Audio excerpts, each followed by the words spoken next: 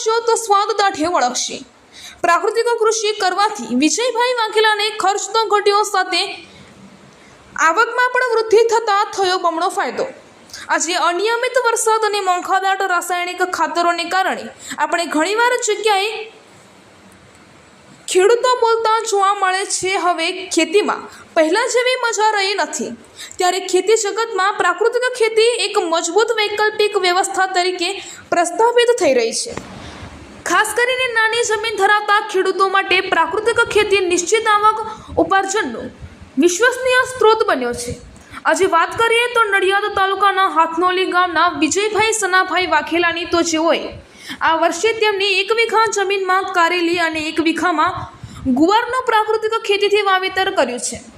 44 વર્ષીય વિજયભાઈ છેલ્લા 4 વર્ષથી પ્રાકૃતિક ખેતી કરે છે। તેઓએ ઘઉં, ડાંગર અને શાકભાજી સહિત વિવિધ પાકોનું વાવેતર કરી ખેતીમાં સારું એવું વળતર મેળવ્યું છે। મારું નામ વિજયભાઈ સનાભાઈ વાઘેલા છે। હું હાથનોલીનો રહેવાસી છું। હું છેલ્લા 4 વર્ષથી પ્રાકૃતિક ખેતી કરું છું અને એમાં મને ફાયદો જોવાનો મળ્યો, તેથી હું પ્રાકૃતિક ખેતી કરતો જ આવ્યો છું। અને આ વખતે મેં પહેલાં ઘઉં કર્યા, પછી ડાંગર કરી અડધા વીઘામાં, તો મને ઘણો સારો ફાયદો મળ્યો।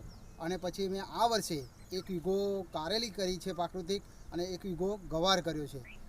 બિલકુલ નેચરલ પ્રાકૃતિક ખેતી, એમાં કોઈ ખાતર બાતર કશું નાખ્યું નથી, અને મને આપણા માટે અને એના માટે સારું છે।